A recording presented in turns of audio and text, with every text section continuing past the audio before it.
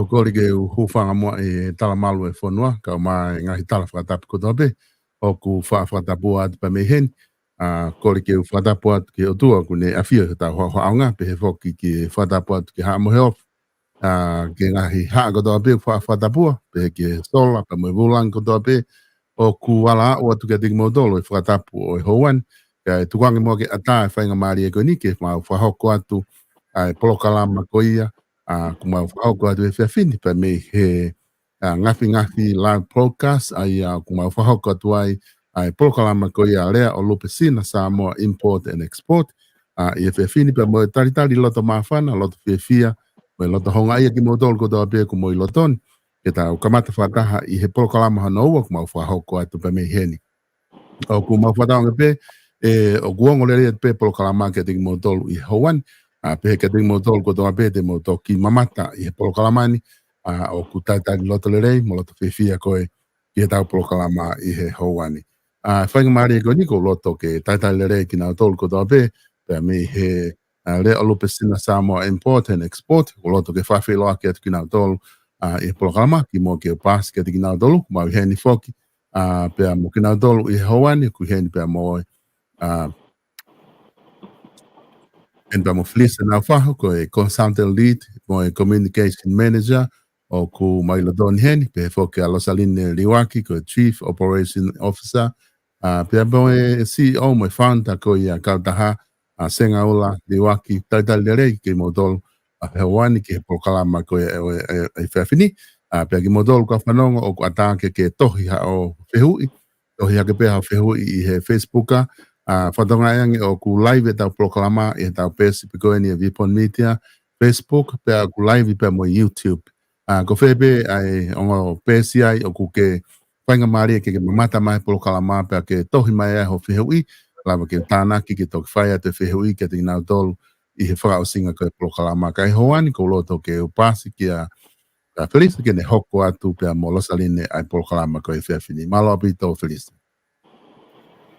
malo atu e solo te ko le pe fa malo te talo faki ne e kamata anga e polokalama pe fa malo atu ki e ka ta ko tu kuma e fa nga mari e te ma tol ko e to o ne ko no ne polokalama ke fa hoko te ngalo ya e fo na to ko to pe ko manako e mamata e polokalama o atu pa me i he fa mo folalia ko ni ko e fa malo atu solo ke fa nga o mi ki ma tol e ko make he tau ki proklama e aha koe ni, e hano ua, he u tau kau whataha heni pa moe Chief Executive Officer pe koe CEO, e koe founder ia kau taha koe ni, au ki loa he taimini koe lea lupe sina, sa more import and export.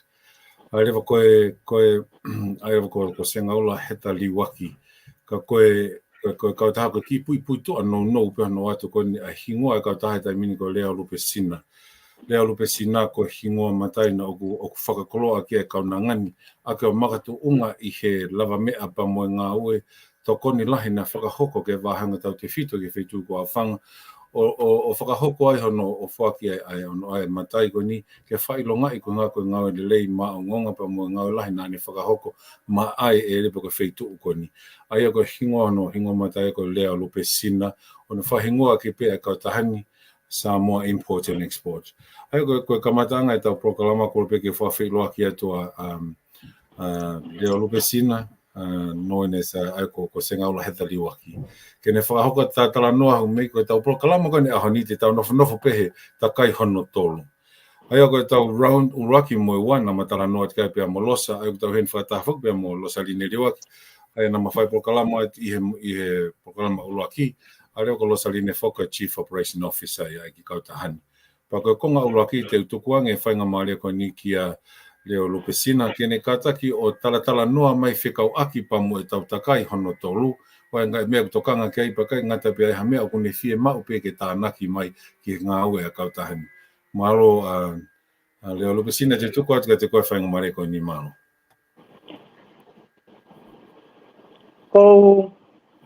Ko le ke ufanga i whakatapu mo e lea ka mata o e sia koen kai ke o champ leva i e mea ko o me ferise ka o ke o lea ki ke o whakawheilo aki i kakai kotoa pea o punau mamata ai por kalama o e ngasi e sia hini kai maa e ku whakamalo e ku loto honga ia mo oni i ki por kalame ko ni a solo ma o e whainga maari e o i ki i kautahani ke tuwaki ai ki tua e mau ngasi. Whakamarola po ki a Felice mo losa e kau wai whakataha mo opo e pongo e fiafini. Ko e kule atu koe ni ko kule atu mei haa moa. A ko whawhiloa ki atu nau tolu kotoa pe ngai pā e kotoa pe o kunau kau I loto o e kulupu ngasi a le auru ke sina sa moa import and export. E fiafini ke o foki lewa ki e mea koe ni utokanga mai ki ai Felice. Ko e lahi o e fiafini ke utalanoa I e round 3. Ko tau ngā ue ko e li poti atu mea ngā ue mei hamoani ko e ni o kulelei e mea kotoa pe. Pea ko whakawhetai pe ke o tua e ku ha o mai ki hamoani. Pea o ku iai ngā I mea lahi o ku hako ai e ku mo ui e ku hao ki o whonu wani. Tai mi lahi na o mawahe ai mei hamoa. Mawahe mea hamoa e ku ia ku tau tāni ma. Pa ko e ni o toki whoki mai he ni ku o au ke motua. Pautoki a koe ai mea lahi ke ku whoki mai ki heni mo I liu lahi o hoku whonua. Koe anga e tau ngā ue atu mei e whonuani o ku iai lewa e kutokanga lahi au pito I e tau ngā I round. Tau te pito ke ulea ki e round 3. Angepe koe lau ko tala noa pe unofo fuli pe koe ha totonu ai mea e whai ki e round 3. Nā ku iai pe ku whakakau ki mua ka osi round 1 mo round 2 e whoki ia ange koe mea koe ni ku whai e taimini. Kai te unofo pea o ku whakakau le e pe ange pea o koe ngā ue koe ni ku whai koe ngā ue pe ia e wha e. Pe uloto ai lewa te wha whoki o ku wifo ange pea ngā ue whakakulupu I loto e kulupu. Koe kamata anga I ne ngā ue na kamata mo ngai whanki kulupu ai whanki pefine whanki whawhine pefine tonga pe kero ngo iai ai ifo koe ai whe ohi. Tau te fito ko loto e ku pisinisi o kai koe hau pea ai pefine tonga ke kumia ngasi. Taimita tau ai o ku wako ai mo mau foki e whai e loto. Ka pau kai ke loto e pefine tonga koe hau e ku pisinisi a le auru pesina ko pau koe loto. Talu e ka mata mai ngā ue koe ni solo ngā ue koe ni ko hau kumi o ngasi pa ke hau koe o kau e loto e pongpongi loto e kuruponi.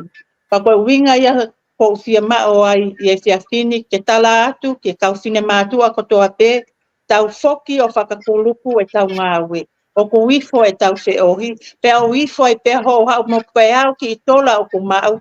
O tātai pea o ki ngasi ange o pe kwa mea noa ia. Kai osi ange. Koe fuu mea lahi e osi koe o e maina ko si tuku watu ko osi ai o ki ngasi e whai ai e ngai whatongi ia.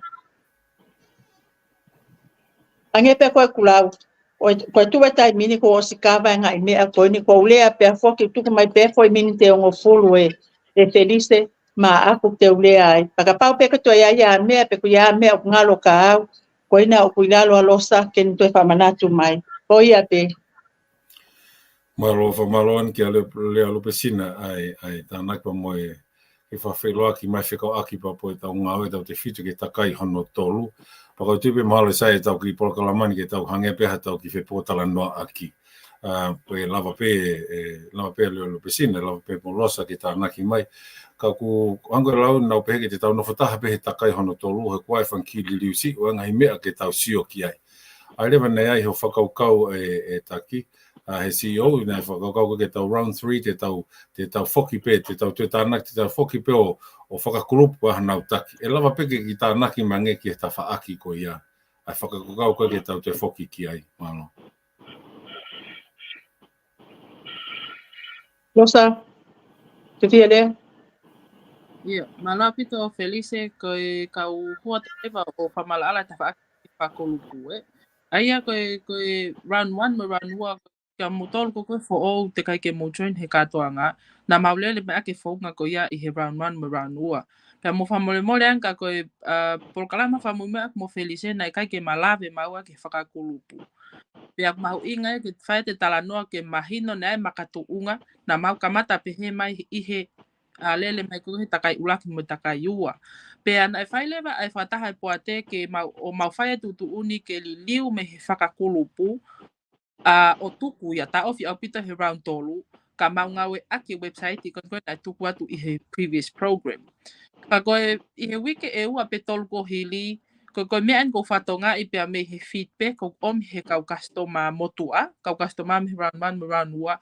Ko toko lahu ki nau tolu kai ke nau computer savvy pe nau technical savvy ke nau lava o ngawe aki computer au ke website pea nau prefer ange pe nau tolu ai whaunga motua, whaunga old school, whakakulupu pe, ave pe meni ke he taki, pa koe whatongia e taki ke tānaki ai pe meni ai kulupu o mai.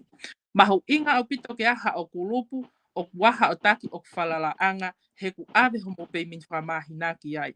Ne ai pe ngahi makatuunga mo ngahi uhinga ne mau whakakaukau ai ke ta ofi whakakulupu, kai page he feedback o he kau customer lolotonga ai kau tahani, o kuiai ai uhinga ke toe liliu pe foki ke whakulupu, he koe mea whaunga ia prefer he tokolahi ki ngawe aki. Ai koe whakakulupu ko ki whamala ala tupe, ko ho teke ihe kulupu, o kuiai ho o taki tene toka ngā I koe, ko ho pei meni whakamahina ku alu ki ho taki, pea ko ho taki ku ne whakamau po opo tau pehe ka pau toko hongo fulu ho o kau me mi pahe kulupu ko ia, ave homo toko pei meni toko hongo fulu ki he taki rewa tene seni mai pe foi pei meni e taha o toko hongo fulu at the end of the month. Ko taha benefiti ki whakakulupu, ka wai ai fi. Ko e seni me koe paanga mei, for example, Australia mo Amerika, o kuia e fi kono seni mai paanga ki hen he international bank transfer, pe koe wire transfer.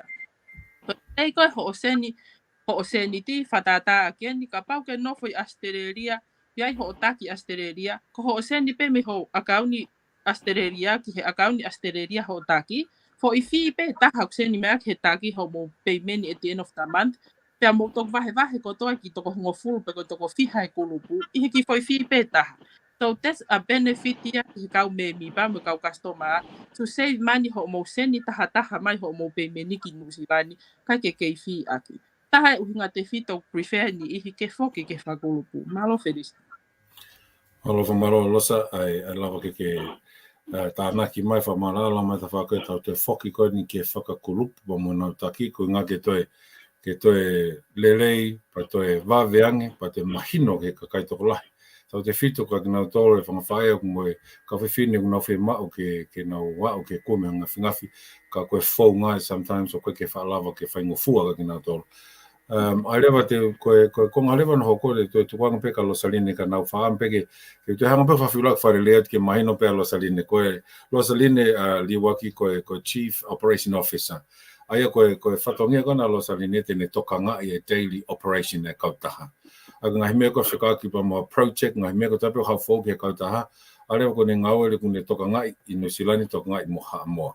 Ai kone whatongia aia, koe toko ni ngau e vā ofia pito pa mua Chief Executive Officer pa mua Lea Lupe Sina.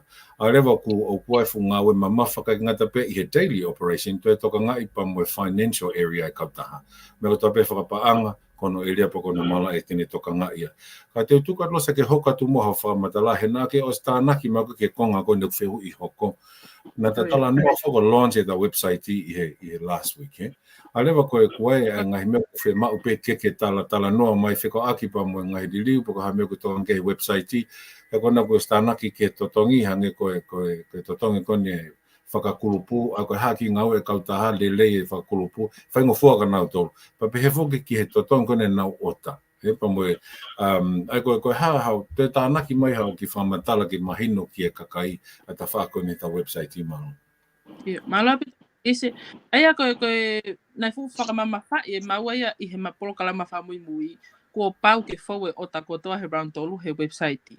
Koe tū koe ni te mau whakanga loku lewa I whaunga ko ia, he ku kehe kakai. Wai ni ihi poto he alke computer te prefer ke ota direct mai ai, wai ni ihi whau pe whakakulupu whaunga motu a te fine. Ka pau lewa o ku iai ha o kulupu o ku ke whakahu mai, you're more than welcome ke let me know, kai o watu e whau ia I he website. Ko lawe I pena e tuku ate I he process he website mo ngā tepu e lima ke mui I ai mo whomu ke whakawhonu a rea pau ke saini. Ko ngahi process I kotoa ko ia te tokoni atua wia I ho whetutaki hanga tonu mai pe. Ko koe ke ha kulupu ke join ai ka ku ke fie ota direct mai pe ho o ngafi ke kautaha kok fika telefoni pe na asia tu ihe screen ko taki hangaton mai pe kau kapau ka ke te o flu ko i process ko na asia tu foi step ni magona ka ke fe shortcut ke fonga fa ngo fuata ha ke ma ho ki ngafi mo ota o ku ata pe ka ke fe tu taki hangaton mai ke fika telefoni fa mole aya ko fonga ni ko nga aki in the past 2 weeks o gasi ngafi ne matua o ku nau ta hangaton mai pe tamena to losa futu mache website ya ka ki lava ya ngawe aki to ko ni mai mu through pe ko ota over the phone ai ku ta mai pe ni i o mai na detail ko fa ke telefoni hua ke website ia submit ota on their behalf ya ko na to out pe na email check ko hua te na invoice o hua te na wale apau mo na ki payment pe ke o mai done so to te to ko na ta ya ke fa no process io simplify ko se tu ta hanga ton mai pe ka to ko na ke submit ho ota ka fa ngo fuang nga we ki ate ko te ko lave kom ke website tu mas pe lau ko ngai process I pakai ke na to fe ho ko at na to le because it's complicated ya ka na to we ka ko me ko ki he fonga ota ko ngafi ko me ta ha ko ki he payment whakakulupu ko na pena ku osilave ki ai taha te fito I benefiti pe ko lelei ho mo foki ko ki whakakulupu te ke sen ho payment ki ho taki pa ma po opo taki o mai ko e fonga ko ki he payment ni depende he fonua ko ke no foi o ko mau ka customer I tonga o na ngawe aki pe ai manatu ofa sen ni mai ai pe ko MoneyGram pa wani I na poto ko hono ko international bank transfer direct me na banke tonga ke banke nusila lava pe moi ko Australia o na ngawe aki o wai mau kulupu ai mau taki to ko taha pe me Australia ka kusen ni mai taki he international bank transfer o kuua mau account ni nusilani ko ASP mo ANZ ko Amerika o na ngawe aki pe mo founga o wire transfer in the past na ai pe mau ka customer na now send hangaton mai pe ihe MoneyGram but my point is we are flexible with the phone payment ni me aya ako ke fetu taki mai ka te au depend he fonua ke no foi kata agree ki phone payment awe aki e sai ka koe pe sai foki ki kanta ha malo feliz fa malo te ene losalini I love te whamala ala mai ta whako ia. Ka ko tui mahalo ko konga mahu inga o kufu mahu inga pita ke te mahino ka ki nao tolu ke kakai. Ko ngau ko ni ko ho tokoni, a ko tokoni e kau ta haki a ki nao tolu. Ka tau te whito ho whakamatala ko na ni nai. Ngai kulupu mo nao taki, e lapa whamapopa pe ko tānake e nao peimeni o hau whangataha instead of hau one by one he ko waiki fee. Ka pae tānake. Ko se ajoka ki whingai lahi te ke whai tānake te ko ngau e lotonga au ke whai. Ka koe tokoni kia ki nā tolu ke whaingo fuangi ai whengau aki. So ko kau e ta whau te lelea pita. Ka ko tio na ke lawe nei whakakuma moe a lea pau. A lea pau pe invoice. O ku mahu inga pe te whakamahino ange ke kakai whakaki moe a lea pau. Ki document ko ku mahu inga. Pa moe invoice, ai ko invoice ko hai ai meo asi ai mo meo ke nau sio, ku mahu inga ke nau siofi. Malo salin te whama malala mai ngia. Malo to felice. Ai hange ko lau ko e ai te tokoni atau ia hange ko ni ka pau ke fetu tak mai telefoni losa ko fe ota ha ko for example fitu fa pe ko valuono. Alu le wa ke website ko lau mai pe ho email ka telefoni home address pe mo ho home address fika telefoni email pe mo ho hingo ape pe mo ho ota ki ko pa ku tonu pe submit le ota. When I submit the order, a lot of I email ki ho emaili I order confirmation. The order confirmation go ya te ke si ai ase tuai a summary ho ota ko ho ngafi nai ota. Pe o atle mo emaili ma ke he eta ko email fika waya. Ua ke emaili te ke ma o ko order confirmation. Ua emaili te ke ma o ko voice. Ihe invoice o ase tuai ai ota. Ngaf na ke ota ko price ko payment pe ko deposit ko osi o mai titaktia pe to o yam he total price mo to nga palanisi mo monthly payment e no tia pe lalo i invoice mo nga pe account ni ko ke pe ai account ni ASP mo ANZ ni hinu tani mo pay direct pe ai ni i tereria te ke algo ko hotaki tatau pe mo Amerika kotonga toko ua pe mau kau customer me tonga ki he round tolu na ha upe na atu offer so ako invoice ke whakamahi no atu ku ase total price paanga ku os o mai pe moi payment whakamahi na mo tiu te ko ho payment hoko pa yang ko communication ko a aku mo tolu e fo ya i he email ko taimi ko to pe ke pay me ha o payment whakamahi na o tiu he atahawa mahina ko to ape. So for example, ane po na utangu tuai o check account ni paanga ko kuhu mai ko send leva ay updated invoice o noti lalo o whakaasya ay payment ko ko humai ko rem to nga balanisi mo remind atu a next due date. Ko sistema ma tolu o automatic pe ene detect e ani ihi ko ha u invoice o ku ovatiu pe automatic pe no charge sistemia ai late fee tola ni manoa. Kako aya ko mau payment uakin na tiu he tahau ai mahinani aya ko aho fihan tahafa ahon kana send a reminder ki ni iku teke o mai wa to mau to ni ma ko wat bene fa matala ke mahino ka model how the system work. Pe wat fa nga maria mo reminder ki to ni ma ke te ka ke pay mai to what pay until Monday next week ke pay mai now payment ke mahinani otherwise I will issue a invoice o ku charge to a fee a late fee tola ni manoa ai ko invoice ya tala no le ke harea pau na usene area pau ke mau kau customer we ko osimo weekend o te kai peke na respond mai o mai o fu ma inga pito ka pau ke si fa no mai ke kau he round tolu ka mole ke reminder te hen he publiki ke whakamore o sio ki ho o emaili, rini alea pau o whakafonu, ke saini lalo ke whakafoki mai. O whe mau e ki legal document ia ko ni ke tau, hi hao tatau, ke tatau pe ke kau taha. Ke ai ho o rights as a customer, tatau pe ke malu i mo totonu ai kau taha. So, ko e ko koi ki alea pau mo invoice felice malo.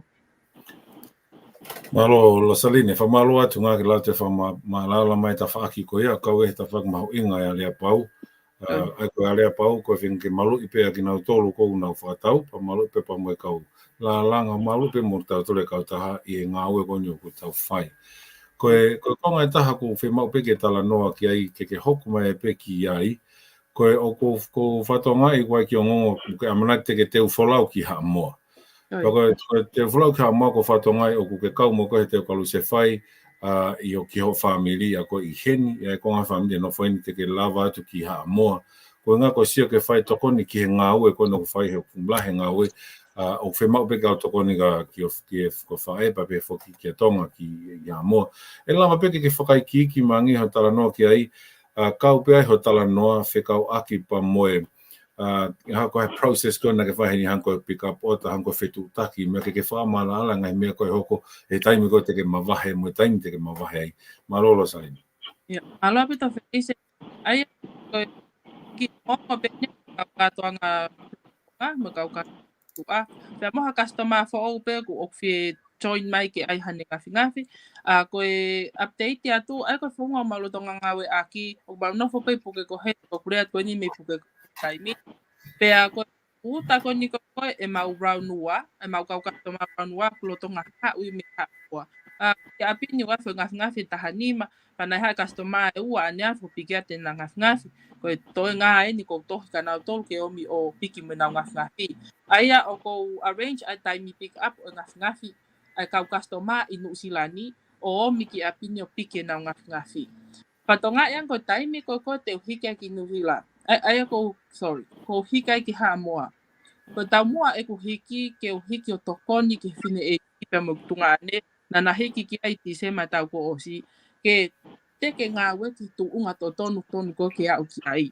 mo fai ko tu unga mo fa ko ki ai nga aya ko ni fa ke dius ke ho mai ki apinyo piki ho ngafi patonga yang o ko nofo i he api pe next door neighbor sorry o ko nofo pe apini ka ko next door neighbor no fai ku tangata e ki pa mo ku sister e to ko ua pe ako taimi te hike ki ha amoa ko ngafi e ke omi pe ki puke ko heni ka nusila te mo mai pe ki apini ka montiveti pe molina o viu ngafi mo sio como ngafi ka ko mea ki whakawhetu taki ko pau pe ke o video kolo mai me ha moa ke tau whesi o whaki ka ke hao pe ki apini o viu ngawhi me buke ko heni. Ai ko ki liliu ia ki process ngā we pe ko taimi ko te hawai o sio ko ngawhi i puke ko heni. Mahino pe ufonua ke he e ke shipping pe ngawhi ki he customer. Ka koe aho taha ono o siulai, which is maharu toi peha wike wha mo ko ngā me heni pe pau mawahe. Ai ko au mo ki o whewhine. Pa koe whei lau lahi eni, e ku tuu hake me o whewhine ke ma alu ki ha moa tokoni ki whine ki he ngā we. Mo whei ngai mai ai raunua, mo la langa raunua ke o mai ki kau customer ku nau tari ki nau ngawhi. Koe hoa mo ku ki whoha te nā nofo pe heni, pe a saibek nau next door pe mo tangata e ki mo whabi ke nau whetokoni aki ki hono tau he whoha. Ka koe who i whei lau ia ku whai, koe ko hame a whai ngofua ia kau, kai ngā tonga ki si ke nofo ma wahe me ho se pani ti mo whoha, kau alu ko whei lau koe si ako mo whemau. Mo teke kau we, e asi pe u tono no o kai ki totonu ke toi asi.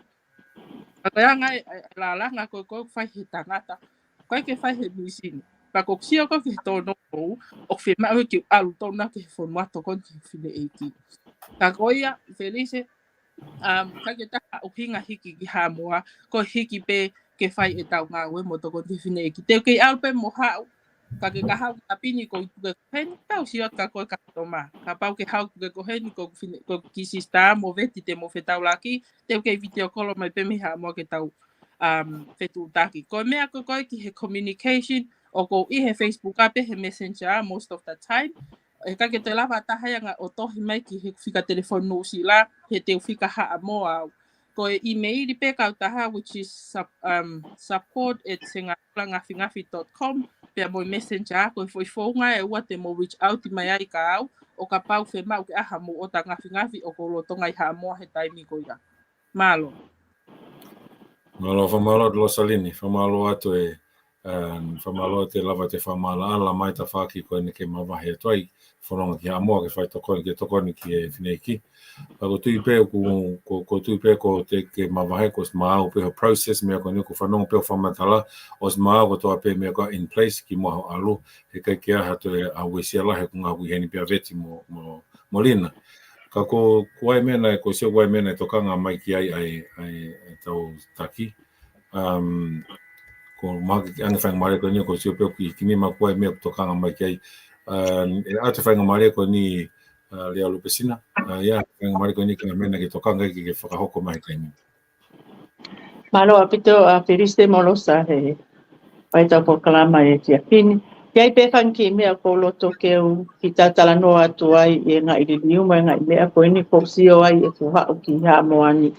Nei kai ke lawe ki ai losta ko manatu atu manatu i atu ko eni. Ko to tonu pe te u lea atu ai e tia pini. Ko e tau foki ange pea ki e taimi ko eni na hiki ai ma uinga e ngasi. Nā ku ilo na ea o mainga i Talanoa o ku taifia maari e kau tamani hi e mauinga o e ngasi. Pako wa o tonu lewa ke whonu wani, pako tonu pe ia ke hiki e ngasi. Ka ataki pea kau whewhine tonga, ma hino pe ka mautolu ai ngā ue koe ni o ku whai e mea koe whewhine o ku langa, mo e whewhine ha moa o ku langa. Toki ha ueni o si o tonu ki a ngā ue o ku whai he ni, o ku iai pea ono ke kehe mo la langa ha moa. Ke mausio kau whewhine tonga, ia awia e ku observation i ha moa ni. Te kai ke lava ia whewhine ha moa e la langa e whewhine tonga o koe winga e. Koe whewhine tonga, ka nofo e whewhine tonga i Nukualofa, nofo i uta, e kei puke pene la langa. Pe koe haa pea taimi e whainga mahali e whewhine tonga, e tangutu o la langa. Ka koe winga i o whakaofa ma kehe pe ai mata i la langa ai whewhine tonga. O si lea i au i heni ha moa e ngai presentation o whai heni, o ko wanga hiki e la langa tonga ki o runga. Koe uhi koe ha, o si o tonu pea o kumata ai. Pea na ku whai pea mo ngā ue ko ia. Pai ke o poto e la langa, ka ko e ku ngā iskios o ku mao mai e ku nofo i tonga, pa o haurova o mai e whainga skills ko ia la langa e tonga po loto ke lele aki hoku whonua. Pa e tu e taimini o kulahi ange e kuwa ofi mo e pule anga ko ni o lolotonga lele he taimini pe aku maunga we ofi pe ako e iai e whakaamu tau lotu ki ai ke alu la langa atong aha moani o alu ke mawanga ngā we aki ai fute ai la langa ai tonga. Ko iuhi o kai peke a taimi ia e tonu ai ai la langa mo ngafi aha moa. Ko iuhi o kuna la langa na tolu ia ki e anga. Mana tui foki ka pauta te la langa i e anga. Ka pau lewa o tonima o kufosi, o tonima o kufalahi. Pa koe lahi ai pe ia o ki mea koe ki anga koe kula langa. Ka koe la langa i e futu, i e fute, ma hino lewa o kukakato ai fute. Pa koe ngai ke he ia o la langa ai fefine tonga mo e fefine ha moa. Koe mea na kwhatoka ngā i lewa i taimini e kuhau. Koe ngā ue mate mo oni e ngā ue koe ni. Amsia mo tolu kautonga, koe la langa pe ai tua watonga, pe kone osi pe, pa kone tau wala ia e mo tolu. Koe ngā ue na process te la langa koe ni ngafi ngafi. Ko hau pe au tuu, pe au sio e taimi o whai e ngā ue koe ni. E tangi o kuloto e ngā ue whai. Osi ono la langa, ave ki tua, taimi lewa ene o kufao ai la langa koe ni. O toki o ngoi, mo onika, mea koe koe tangutu o la langa pe toe hau o hiki. Hiki e ngai maka, o kai whakua kua whanki i maka o ku hiki e kau whine mātua. Koe hiki o ngai maka la lahi ke tatao a ki e ngafi. Koe anga e no processa e ngā ue o ngafi. Pa ko winga e a ko hawa i pea o si o tonu e ngā ue. Pa ko wanga lewa puso kakai, ke nau mau e mata i la langa e kautonga. Pa koe mea ia koe ako lahi a ko whai ki o kakai ke whaafoki. A musia mau tolu o ko mau nofo ai kautonga toko lahi mo ngafi a ha moa. Ko tala tu ke e fiafini toko si au pito e kau ha moa. Hardly ke toi maua ki ngafi e taimi ko e. Pa koe winga ia ko tala noa tua ia ngā ue heni. Mo ono taimi heni ko hau sio ki ai. E makatu ngai ai vave o atu e ngafi, ka paua i atu o mui, o kuiainga i mea ai whonua. Pe ai kai ke lava move ngafi, kone hoko maianga i mea ange koe exhibition. Taimi koe ke mausio e ngai te aui koe ni ngai ngafi koe ni o ku ai e kauha a moa. O ku iai e special month of the year, o ku whai e ngai mea koe ni. O ku iai mo e conference a ha moa, conference e ngai siasila lahi e tolu hoko, o pau e tuwe la langa iai. Toki osi e ngai mea koe ia, pa toki toe we i mai ene e la langa. Pa e kaike ia u paua ke lava i ta ofi koe uhi, koe mea ia e whanua, e kaike lava taha ta ofi. Koe mea e taha ko whakaukau ke e fiafini, koe uhi koe ngai lea ko mai o ku mamafa e ku ngafi. Koe ku tala noa, koe taimini mo ilo pe kautonga, mo mea i pe, o kai ke toi alu e mauinga mea ia ki lalo. O ku alu ai mea kotoa pe ki o lunga. Koe winga o hiki ai ngafi. Neo, whangata ai ngā ue o kwhai, fia mao e ngafi, fia mao ai wiva, mo toko tahalalanga, ke mao a se ni tilelei, tatau pe mo family. Koe hao ki inasi o ku mao ai, o totonu ke tau sio e ngai mea pehe. E kai ke totonu ke mo ai mai o kai ke o ku mamafa e ku ngā ue. O koe winga i o kou roto ai ke ngā ue whakakulupu. Ke hao o tā pēha hao ki lau nge au. Ka o ku lava pē mea i lunga te pile. Mao e mea fua ake ka venga e lotu. Moi mea wha family. Pa koe winga i a kou roto ai ke utala noa maa atu pe e fiafini. Oua ke mausio pehe. O ku ila lelei pe e koe fefine tonga o ke pisinisi Amerika, Australia, New Zealand, koe anga ia e ngā ue. Ka pau koe fefine pisinisi koe, pa ke mai no i lewa e mea kou tala noa atu ai. Pa ka pau koe fefine whakatau ngafi koe, pa ke hau pea koe ia, tā pea ho ki mea. Koe ne au se pea ngai mai na watuku atu e mautoru ke tai. Pa ke o ngoi pea koe ke fuma mawha ia. I o hau katoa pe mo silini, whaaki katoa mai. pe kai ke lava totongi mortgage, kai ke lava totongi rent, pe ko ngai mea ia ke e o ko leva e loto mamahi. But take it easy, calm down, tau ngā au e whakataha, e lava peo ngafi i e taimi pe. Ulava ai, mo ngā au e atu heni au, te whengai ho ngafi ke lava. O wana ia taha tonga ke whakakaukau, o ia we, e alua ula, na ka ia e ula e mea koeni, e hola ula, i kai. E kai ke o ke hola mai ia taha, pa ke o wanga tuku ifo ki lalo family, tuku ifo ki lalo o kumari, mo mea e pe, ko kumari o kumalanga e media, pe ke o loto ke whaia mea te he. Pa koe anga ia ko tala noa mo e maa atu i o mo wawa onga ka kaitonga, o wana atu atamaki a taha, e taimi o ke uma ia ke ngafi ai le au rupesina sa moa imports and exports. Ma winga ki a te au, hualoa i no foi tonga, pa ko ilo pe, ai mea ko kuloto ki ai tonga. Pa ko winga i o si tuku ai o family ni usila, ka wa o tangutu atu mei ha moani, ko e lele tau ngafi, ke sai ka koe, sai ka mautolu, pe ko ia pe ki lea e fiafini, tua o whaatu, malo.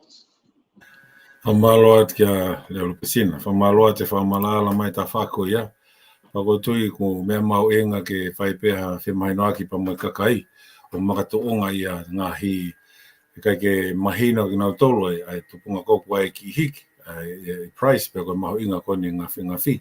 Au whamalo at i e whamalala mai ta whako ia e taki. Pako taim tatau pe o kwai ni whelawei pa makon ko manatu i hake ko te ukol ben ka losa lini ke ne te hanga o te whamalala mai. Ne tala noa e taki o whekau aki pa mo whenga whoke ngā we mo e taimi ke affordable. E lava pe ke lava he kakai o tātā mai. Ka ngata pe tātā me ke mauhanga ngafi. E lava pe toi fua mo whanki ka venga koe ngai family. Ko loto pe ke ki malala nge ai update mange o matiko nei foke taime na tau pe he ki tau na tau pe wai wai date ke osimia ngai ota ko round 3 a koe ni tau whakaata e ko ngā koe kolpeke ke tala noa mangi ki ai pea ke toi whakamahina ngai o ngā mahina taha ua mahina taha walu pa mo taime ko kamata e nau payment ki ngā ke mahino ka nau tolu ai tau whenga pe me ke tokoni kia ki nau tolu pe sai mo tau tolu pe sai mo kaulalanga malolos Malapita hogatu pe ke tokon pina ke whamalala ai mea koko ko slave ki ai CEO o whekau ako ni mapea mo i meni tā whakamahina. So, ko kamata mai koe round 1 mo round 2 na mau tukang ke customer e whainga maari ke nau tā ngafi i mahina pe taha ua pe koe tā ui e taha. Pea round 1 ni tō muyeng ai lalanga. Nai ngafi na tok ma umai after the deadline na fai kai area mo customer he round 1 kana e fai pe tala no mo customer o ma we mahino pe na fia pe ke na tari os complete ma round 1 round 1 ni o ko anga ko ne masio mo fine ekipa ko tahe uhinga au ki ha moa mahalo ya ni ihe tok ma au ki September mo akosi o ta uni pe a ko deadline ya ko mahinani mo next month ko uta ke ha o ko ha uta he wika ha uta wiki tua e ko uta ha fa kongkonga me ha moa ko ni I ko e to hem o si ko ya siulai o next month ko ni I to ko ni I he fai tala no mo na tolu ke na si tari mo to tuk mahina ta ke mahina ua he ki to mo si mai ngawe mo mana to pe ko lalanga ni e tangata o kai ko lalanga ha mi sini ke pu aki ngafi fi ha he tai mi pau ko lalanga ni e tangata pe ako ne mai ko koe ai ko tahaya uhinga e mahango koe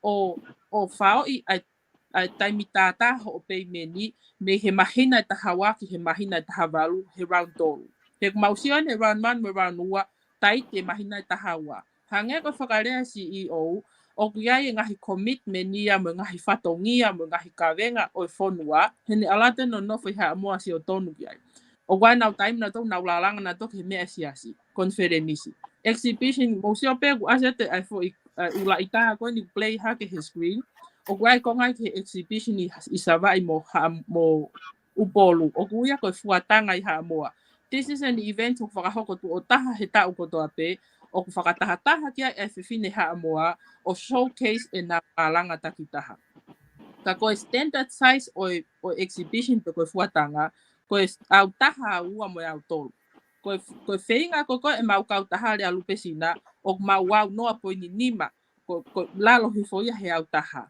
aia ko mea ki whakamahino atu he koen ku alhaka ni he kumana atu ko mea ulalanga ko ni asia tu he exhibition pe ko fuatanga o wikai ko halalanga se nga ula he ko ke qualify e whahinga au ia ko ia sorry ki he le alu pesina mo fa mole pe he ku ia kau taha ko se nga ula he ko hingoa kamata kau taha na ko se nga ula sa mo INC ka go maulidi wen ke le alu pesina ko hingoa totono e kau taha ton ke nga ki fa mole so ko exhibition ne ba ko fa ka hoko ta mo to ta ta o la langa fe fini ha mo ki ai I he au ai pule anga ha mo ko au taha ka ko ota mau tole mau ka customer ko I he au no po nima ai ko ngahi la langa mo mamata ki ai o asima he I he laita ko na exhibition o ko kai ko ala langa ia ele alu pesina ke fa mahino te tafaki ko ia ai ko mau fenga ke fusi au ki he filo ko tau mu a fisi mu ai pe ko ultimate goal ia ai ka tahani ka foki mo tala no ki he payment I he mahina tahavalu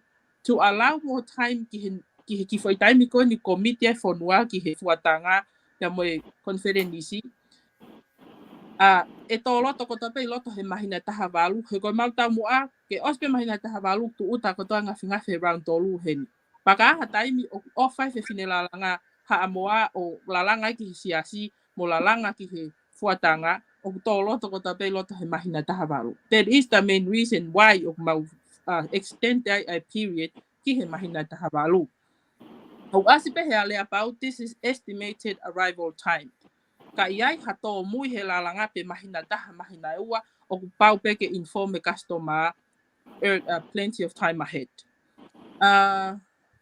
ne ia no me taha ne lave ki ai CEO ka ko halo ia feliz ka pa mahalo pete ke tokon mai ke whakamana tu mai or maybe one of your questions e tokon ni mai ke umana tu iai ka ko mea ko pay meni a fota polo ke customer ai mahina tahavalu even though ko mau price o ku hiki pa kwan I ko ki fe mari ai wan I fia pe ai he ku mau fao me mahina tahavalu mahina tahavalu to a fota polo ange ai payment whakamahina ko taha lele ki ka tahani ko mau ate option ke tata o ngafi on a monthly basis kai ke mau patu ke pay whakaanga taha mai ka ko o tamai ko ngafi ka mata ho payment ni o allocate leva ki falelalanga I ha moa ke lele lalanga I've got some questions me he kakai for all whakaukau mai na tolu o si ai stoka o ready ko na haupo pai kakato o alu moia panau tange pe ikai o it doesn't work like that e mau fonga nga we ko brand new ngafi pe o lalanga o to o mai kai lele homo payment ni ko ospe mahina tahavalu mo tu uta homo ngafi hen ai ka ki fonga nga ak he mau kau taha ke whaka ala te ni I for all na mo pehe mo to waha mau stoka ngafi I kai wa mole ko ngahi lalanga for all ko to ape tago ia pe ko ke te whamahino a peka nā tolu ko e mahina tahaua mahina tahavalu tau pehe pe ka pau te ukamata he mahinani o next month aia e lau me ai ai taimi ke te whakamalalang e ta whaki ko ia malo feliz e ko foi mena na ngalo ia we aia ko o kwani I na kamata na pe meni sune a tahaua e laule ho mahina tahavalu me mahinani aia o sia ki November tau fo o kwani I hia na kole mai te na to kamata na pe men uraki siulai o next month e lau ho mahina tahavalu me siulai o sia ki December o tau fo toki ma o le ho ngafi he wahaa o Januari mo February o wafe wano. We give 2 months ke allow ki he kautaha a delivery time he kwa ke deliver mai pe ahoni me Hamoa o tau mai ki New Zealand he ahoni pe. The countries o ki mama wange me Hamoa might take a week or 2 weeks or 3 weeks ka waha shipping delay ku pau pe ke inform the customer ko mea no molo pe ya koko I he time shipping. Ka ko talia ko ki ho fehu I felice o ku foka ata pe o tanga fingafi he taimini around tolu. Anyone can come in at any time. Ka ko hape mahina ke hawa o ta ho ngafi mo ka matai ho pe meni to ki lau ho mahina ta havalum he mehe taimi ko ya. Pe kono foka le ta e deadline ke ka hu to mui mai e tok ma to mui to ngafi ko he mahina later. He kai ke tatau ya mo ni ko ni na ka mata earlier. Malo. Alo whamalo losa line e whamalala ko ia. Pako tui mahalo ia e whainga te nau sio. se ke time ko ho tala no nai pa mo tau taki ki exhibition exhibition ko kau e programa lahia ia mo ai na lotonga e tau ia mo na lava ke mau lava tai ki sava o sio ki he sio ko ke la fola ko nga fita ta pa mo ni ha ko ni ki upolo ma wa ha fa hinga na pe ka ko sio ko fele nga ko e peke whakamahino ke kakai, i o where ngafi na kakai o mai ke whakahaha ke kakai ki an tautolo na tau iai pa mo e pureanga. Ka koe me peke mahino ke kau whanongo, pa mo kau paies, koe mahalo koe ngafi te au mahalo nei, mai ko fola, mana ka ngafi mahalo hongo fulu pe fia au ne meet a criteria, mo extended koe aseng ai lea rupesina. O tonu koe lau koe ia lo saline, te mulawa toko mai mo. Ka tau kali dio fa peseti ko peseti si pe ya la langa ko na e fola ko he exhibition o ku qualified pe wofi he standards mo requirements pe ko quality tau after o tau kumi ko ki ai pa ko uhinga ia oksi whakahoko nga hi workshop he CEO pe ko te ala tu mo o tokoni ki ai ke whakalele i he ngahi kolota ki taha ko ia ko i fefine ha mo ke whakafoke la langa ki he quality o no aho.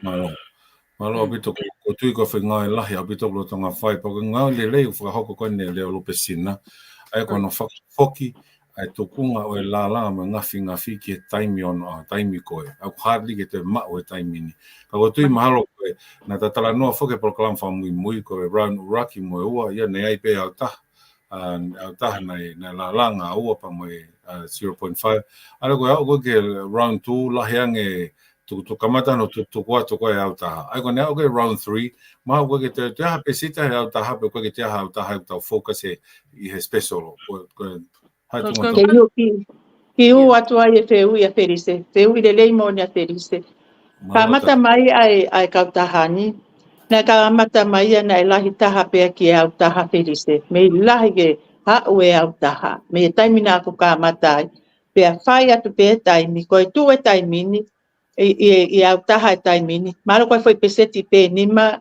okay ma waya au taha ko ku whakaamu ke au kone au pe ka kato mai mana poto e ai 0.5 kone pa alu lo leva next step up alu lo va ke filo kone au pe mo ma o filo kato e kaulalanga kono fo ma o ia sanga ai le au pesina but then there will be no more 0.5 kai tu e tai mini ke lele pe 0.5 malo ko pe ko peseti e henima ai kakai la langa filo ko ni mo ia e tai mini e ka ko 95 okay no fo pe e kakai o la langa e 0.5 malo Famalo te le pesina famalala mai ko ia pa ku me fafifia te sio ke vave ai ko tu ko te whakaukau te ki folo e taimi ko nga no training ka kai fai no hino I standard ko e ka taha la langa ka pau ko na ko round tolu e na ia ku peseti pe tolu pe ni mai au taha ale wo ku me vave pe no achieve tau mu a ko ni ka taha monofo ai pe ko i he le volo ko ia ko kauia i he ngong whawhiwhia te sio tuki ai a vave ko ni ai. Pongo mea tako sio whatonga i lotonga i hamoa o te sio lewa ko kamata ke tupulekina toko lahi ange mo taimbo o ke takai o whae ako mo training, workshop e ngahi whale la langa ke a lewa ko tu he kaha u e sai apute tuunga koe e iai kau la langa available pa e sai lewa i he ta website he losa e kau he kapataimbo toko lahi kau la langa e lava lewa nau tolu koko ke nau wai whainga ke nau te lam tō tari teken whemai na tole ke nau whakatau one off ko taimbo koe toko lahi kau la langa weekend. E lava peki tau whai mea ko iae. Okay, i he website for special offer or highlighted products. Ako ko ia ka toki alo la langa ia ku ha o mau ka wiva qualified po tokolahi ko sai na la langa pe kamata ke build up e mau stoka e tuko le vai i website ka taha pe ku pai one of purchase how be a pai kakato o pay off mo pick up ai pe they can do that o we have fonga tata. But that's for the future Felice, o kai kamea koko he taimini ka ko tala noa beni ki he whakaamu mo tau mua ngau e koe ale alupesina mo mea kou mau whenga ke achieve. Mo whatonga yange ko ngau e ni mo kakai mo human being kai ko hangau e mo hamisini pakulele pe ako ke asime pe whaki tono no he raunua ko o mai koe la langa ko si o waha tono no pesete ni ma pe hongo fulu o atleva opsinia ke taki ua toko taha especially kakai kon na o tavalono te o fatlea fui ngafi ua iki ke kava ene valuono na totong mai pe ka pa mai ngafi no e fute o ko refund partial refund ai se ni ke customer ke fea pe ke customer pa ko fonga business pe ia pa o mai ko nga ko natula pe ko nature business yo mau fai ko lalanga e mai pe ko hipa haki turiki pe ko ha to no he lalanga o fai negotiation me customer he tai na wo me ki apini pa ko ha me aku ka customer ko me ai fai ai ko fonga lo tonga ko ngawe aki I he piki ko ne ota ka customer mo lele pe training he ko hange ko klau ko whenga aki mo kakai human being ha ko ya pe ka hatu unga ko mausi ko hawa ngawe ka ke ta mea ko negotiation mo taki ua ngafi mo refund ko pau pe ke mai ngahi measures ko ni put into place ka oleva ko perfect e mau quality ai mea ko mau whenga ki ai malo Amalo losa famalo te famala mai ta fa ko ya ka ko tui lot ki mo ta hoko atu ko pe ta ki kolose ange he ki a solo ke ki vakai ange pe ku ha fa nga fe ho o mi me public me ka fanongo wa ha van ki fe ho eu fe mau pe ke mai ke fa ta tala noa solo ki vakai ta pe ku wa ta fe ho malo pito kisi ko ki ko hulu et be screen toko ni me be toko taha ko ni ka atu ne tala mai ke whakalotola he me be ki he ngāwang whai o te mo tokanga ki he ngahi lea koko whahoko mai o ku whiunga pe mahu inga pe mo ngāwe lahi ko nā ku mo whahoko aia ko e taha ia ki nā tolu ku nā mamata mai I plokalama o ku nā toko ni mai mo whakalotola he mai ko e whehu I pe o mai ia he ni o ku o mai me toko taha ko ni pita hinganu maha ko toko ua pe toko tolu ku wakai hifa toko ua o kuna eke mai mahu inga ko ia o e ngafi ono wha te mo e walu ono ka ko tui maha na mo osi tala noa mai pe ko osi whakahoku mai pe mo tole umu ai tari ke whehu ko ia ko whehu pe ko lama mau hen hitai nimi ka u whafoku Malo pito ka hua te lewa ke tali e whehu ko ni tolo pita ma whehu I ka fo atu malo pito whalotolahi ko e whatontona pe pita o kai ko e ono wha o ku mau lau fute e mau ngafi pe ko e fitu wha not ono wha pe ko e mau sais hono wa lewa ko e walu ono e ko e mau saisi ua pe ko e tali lewa kai ko whehu I ko e fitu wha fute fitu wha sorry o ku paanga e wha fe ni mangeau te ke tātāia I he mahina e taha walu ko e wha fe ni mangeau ko ia te ke totongi pe he currency ho o whonua so whatata aki ni ka pau ke nofo I tonga whafe ni mangeau tonga pe ho ngafi ka pau ke nofo Australia whafe ni mangeau Australia pe ho ngafi ka pau oku ke nofo I Amerika whafe ni mangeau Amerika ho ngafi ne maulele me he round 1 mo round 2 na mau charge pe he currency New Zealand ka na mau sio ilo palpalema hala ke ha mau kau customer me tonga ka ko toko la he tau kau tonga no fotonga na whaka am ke ha na ngafi ka koe o atu koe currency New Zealand convert ki tonga fu mama whae ka nau tolu pa koe taha uhinga o ku mauri li wai o charge pe ki currency o whonua taki taha Amerika o maulunga reiti tonga o si maulalo reiti koe ofain ko tau kakai tonga I tonga ta whaaf ni mange au tonga pe ho ngafi kau ke nofo I tonga mukataki pe whonga ngā we ku iai pe whonga ke prove aki o ke nofo I tonga o mai ho o ID ke mo proof of address he lava pa uia hen yo hoko ko pe he mata ha nofo I tonga ke ta he panga tonga ka o se nofo I New Zealand so o vai pe whonga ia te ta fetu taki ai ke prove mai o ku ke nofo customer I whonua totonu pa te ke ta pe currency I he currency ho whonua ai ko whafe ni mangeau ki he fitu wha pe ko valu ono ko e fitu afe I he currency ho whonua te upo he fitu wha ko whafe ni mangeau te ke tipo city ho tola te au ke se kiwa aki ho ota to oia me whafe ni mangeau to e whafe whangeau wahe le whafe whangeau he mahina taha walu ko ho pe meni whakamahina ko e ua ngeau wha sente wha o kutiu he aho tahaua mahina kotoa pe. Ki he saisi valu ono ko mau pike saisi he mau ngafi fitu afe tā tolu ngau valu tolu sinde tolu he mahina tipo siti tola te au tatau pe mo fitu fa. Malo e sol. Malo mako ke o speia fe hu go ma o au hen dai ni mi to ma be ha fe hu te to ki fa hoko atu. Malo sol. Ia, malo pito mo mea pe taha ki hiki kome ni kona nai omi e kafo atu o whekau aki mo e uhinga te fito hiki. Hange koe lau ai CEO o ku hike mea kotoa mamafa. Kolo ai i lani kautala no atu pe he inflation. Ko ku alo shoppingi koe ko he taimini. E fu troli e taha e panga whange au ki ni mangeau nu usila. Pea kai ko nu usila ni pe, kau mo haa moa he mamafa e koloa. Pako ne mamafa koe koloa, ko ne hiki koe mau o ta ngafi mau tāketi ke te au walu noa he round tolu. Ko ne alu koe ngafi ke lahiange mau o ta, ko e lahiange mau whakamore. Lahi e whefolau aki he wā o upolu mo sawa, ik mau folau waka ki ai ke cheki ngā ue mau kau wharelalanga.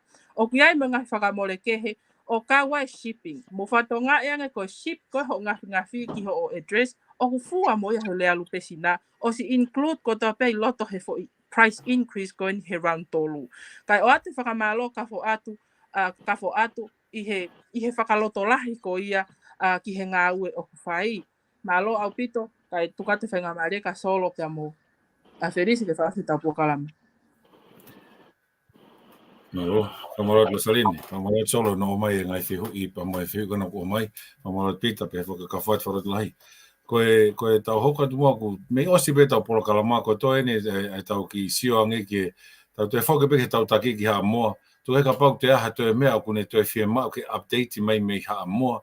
A pau be I kai te kole heki a losa ke te tala noange losa wheka aki pa moe ta website he tau update. Where are we with tau update koe whether if we pe ku te aha tau update mai nani pe ko whetai me ka mata I ka pau he kai te aha update mai tau taki me ha moa. Malo Ki uat pe ki mea no pe pa marola ya tulosa he whakama ala au pito. Ko whainga pe ke ulea whakatonga te, ka ko hilo pe, to e mai pe alo sa whainga pe ke whamatala ke to e fumaino ange. Ko ki tala noa pe ko kore whamole atu, ka pau pe ataha e ita pe koe wheu I mai pe koe hame uhiki ai. Oa te ke ita, kai whakaukau lelei ki ngā ue koe ni o whai. Ko hamo ani nau, taime koe nau hau e koe ni ki hamoa, nau ku wale au kito, e ku atu ke whare koloa ke o mai o body wash. Do you know how much a body wash I hamoa? Paanga I fitu taha I hamoani. O au koe ni ke, koe ke ame maa o mau whonua. Koe sipi kilo e taha I hamoa, paanga e ua ono. Ka koe mea ia ke whakaukau lewa ki ai. Ka pau te ke au ki wharekoloa. Ne onga o fia kai sipi. He kai ke lava ia e wharekoloa o holo mai e ne sipi ka koe. Te ke alu atu pe ne ongo pe, te ke alu atu pe whakatau. Tuko mai lewa ke mau ngā ue o kwhai. Amusia koe, te ke au pe tongtongi pe ki mea.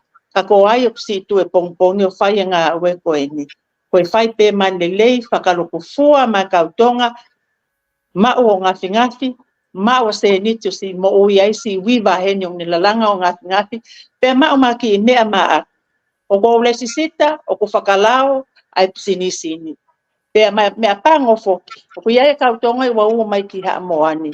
O mai lewa nau tolu o whengai ke aia nau black market. Pake utala atu ai pe a honi, o ku alu atu ki aia ngā ue ai pule anga. Any black market ai kautonga o mai whai e konuani, e si o foke mau whanua I e mea koe o kusai, pe o kuna wanga o pusha o e whai e mea koe ni. O kuna ilo, koe hete koe na mau tolu ke mau sio mai ki ai. Ko tala to tono at pea, o ko whaka ofa ia ka mau tolu, e whakatau o e hete palakulahi e mau whanua. Pa wosi lea peke ngai mea whai, koe whakamaa atu e kusio atu e tau e mea ke ngawhinga. No, I'm not going to call the ngawhingafi, o ne tuku e ia e value e ngawhingafi ki lalo.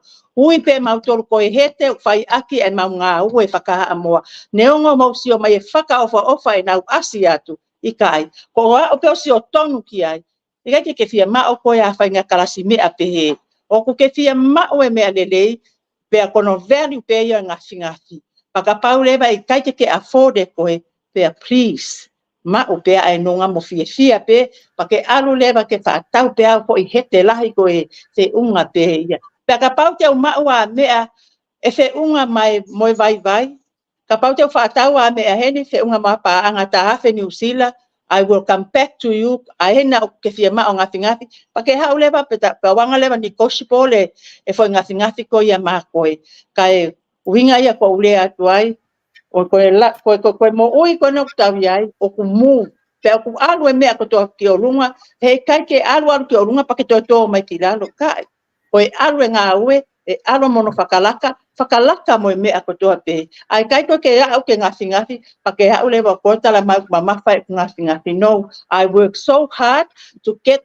the value of the ngafi ke ma o kautonga ma o mapule anga pa foki mai e mau ngafi ono aho ke ma wa ngafi no fo ai o mau kakai taimini Tongan people are so lucky you guys keep the most of our treasure our ngafi and that's why I came back for tui ko fina ngalo eni e ki te o malitonga te o e foki mai ki a moa me vale ka ha mo fa tau na ngafi ma o ka tonga ai hala ata na me ku na no fo na tolo pa ko ka amu e tia fini ka fe fini tonga ko ma wa o fala hiat ki at mo tolo mo uno mai ke tau nga ue ai ma wa o ngafi te ke no foi tu loa mo ho fanga mo ko puna ye ka ko ia pe malo Malo atu ki he taki.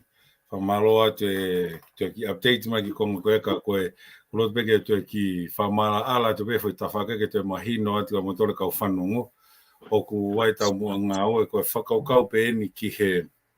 Whakaukau pe eni wai nei whi hui mahe ma polo kalama koe ki mua au pe he koe. Whe nai a nau tolu koe te na wala mai ke nau kai ha asi ai. Ai ngā oe koe nā mō whai. Au tau pe he pe whakapalangi koe copyright. Ai la langa pa koe mea koe ne kautaha. O kulotonga whakahoko pe ngā ue ki ai process mo pule anga pati mo whatonga i wai ngai tā ai ko aset na whakataha mo kau minister. Koe tau mua, koe uhinga fo koe whinga ke whoki e la langa ki quality to tonu ngafi haa moa i tonga i taimi koe. Koe taimi koe au koe kia e tuunga koe la langa, pa o ku fie ma ulewa ke owa e toe hai koe mantu nei tala noa koe whikau aki a taki o pehe ke kau black market ko tuipe mahalo anau tolu koe fie ma whakatau mea totonu koe mahalo koe ngā ue koe ni a pure ngapa moe lea lupe sina e au ia ki hatu unga mahalo koe vaveni pe hoko lewa lea lupe sina kau taha ko nau tolu hange peha audit compliance au hange pe nau tolu ke nau hanga check quality ki mua pe ku ke la langa koe ki hataha sai apito pe ia whaafofa au hange pe hanga leo lupe sina o check quality koe o la langa ki mua ne mavahe mei haa moa.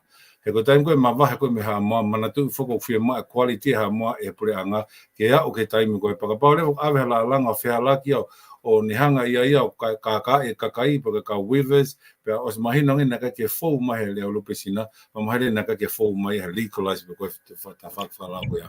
Mahalo koe ki tāna ki atu pe ia he ta whaki koe a ne tokanga mai ki a taki o koe ngā ue kamata atu kamata ki rera te ta whaaki koe ia. Kai whamalo atu e leo lupe sina e losaline o koe ki konga o peke ke tāna ki mai whakaku mai ta update koe ni he the website i kataki. I me pe tolu felice ko tokanga ki ai ko tokanga pe ki tau tai. Me aulaki ko tokanga ki ai ko news section kan he website na ulawe ki ai i programa fa mui. Na pe fo ke programa fa mui e tuku atu ai update at the end of every month. Ko mahina ko osi mahina mo ua o pito ia o ki mau tolu pa na tok osi atu pe exhibition pe ko fuatanga na fra hoko mengai folau a felice ki ha moa ke tokon ki he langaha ke tau ngā ue kon koko whakahoko. Pe whakahokat pe ko tau news section i he website e tuku atanga hi update ka kamata ia i he at the end of next month, at the end of July. He ka ha update at the end of mahinani sune ka koe update ko sia ko koe ki he prokalama ko ni he vipon media ko taha ne founga te mau whai tai update pe mapo kalama tu taha he viponia tuku ia tai update because I think o lahianga kautonga no for Facebook ka ke fulahan iha off go through the website o la we update papalangi ai pa imagino nge update whakamatala te rea whakatonga ihe media like what we're doing now. Ko ki mea whikaua ko tokanga ki ai ko e langa kona Felice ki he whenga akon me pure anga ke ai hawhahinga regulation ke whakafou ko koe ngafi kotoa ihe se ngā ula ke mau check ke quality ke paasi pa tok mawahe me whonua ke hawhonua ke he. Talanoa ka Felice mea koe apea manatu iha ke ai fo i palopale ma koe ni nau come across ai ko toko ua ai ne mātua na tohi mai ka te au. He osko na whanongo he polokalama ulu aki. O na pehe mai ka te au nosa fulahi au pito scam more paanga na warea hanga tonu e ngafi ki haa moa pia totongi o no afi ki he wiwa ai fiwa he tarika ke toi maumaha ngafi. More no pe paanga and I got nothing. Another same report from another customer from another finemotua na si fai ene ota hanga tonu pe ia ki he wiwa direct ki ai pia kaka ia he wiwa o ke maha ni lalanga. Ko poini ko whenga ke o atu, ko taha e lelei ho fau he kau taha ko ni kule sisita mo tata whakamahina mo alea pau e mea kotoa, o mahina ma ho ngafi. Ke he mo o whenga ke alo direct tila hanga tonu mai wiwa, he kwe ka wiwa ia, te nau si ikaka i koe. Paka mole hau seniti, that's got nothing to do with us. Whako taha ia whaunga mo, taha ia lelei ho fau he kau taha rea pesina, he ku pau e ma ho ngafi. Pa koe mea whika tolu pe ko whi whakaosi aki, koe talanoa koe koe whakakulupu. Ko ulawe i pe koe whatongia nia extra ki he kau taki kulupu, ke nau toka ngā e kulupu he mahina ko toa tāna ke nau peimeni. Pe aku whai lewa appreciation pe koe whakahounga kau tahani, o whakawhauia i he arrangement na whakahoko pe he CEO ki he ki special project pe koe ki polo seki mahu inga ni tāketi pe ki he kau taki koni nau whakarere ukulupu. Koe whakaha ia mau honga ia i he ethed o mai he kakai koni na whakarere me ake round 1 me round 2. Ko ako se tau fo o se whai whakotuutu ki ai pe me ki kakai e toko wataha pe koe kau taki e toko wataha ke nau lawa atu ki haa moa. And that's something that ngalo ki whakarea atu mo Felice he mapolka ma whamui mui. Ka koe mea koe niko si whakotuutu pe he CEO, ki he toko wataha koe nike o ki haa moa o whola nau ngafi ai, mo pay off ai pe nau ngafi o hand over nau paanga ki he kauwiwa i he taimi goia.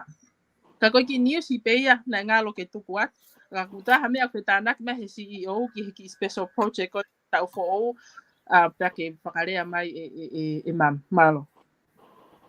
Malo apito losta, ko si e foto e pe foi minute nima pe o si tau taimi. Kai vave pe e ku foi ko anga pe ki hinsi si atu pa ka to e fai e foi live hoko mai pa tau to kitala no le baki ai. Foi me pe ua. Felice o va malo la hi atu tala no mai ki to e foki foi copyright ko ni na tala no mai ki ai Felice.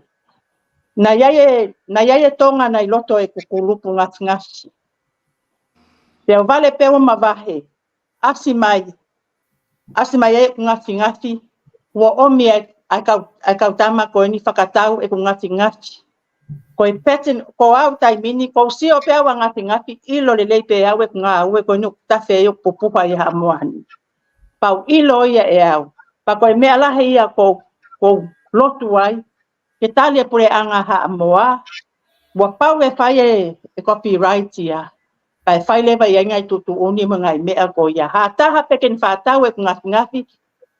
Ko ne pehe pe ko e ngafi. Te wanga tonu e whaitu o ku iai e ku maka a aku, ai market, mai o ngafi. Pa ko taimi lewa ke usio ke ua kopi e toko taha ko ia. Kene ilo lewa e whaitu e alu ki ai. Pena ku iai e tonga o ne whai e mea ko na nai loto e kukurupu. O smawahi e ki tua whai e fo i mea ko ia.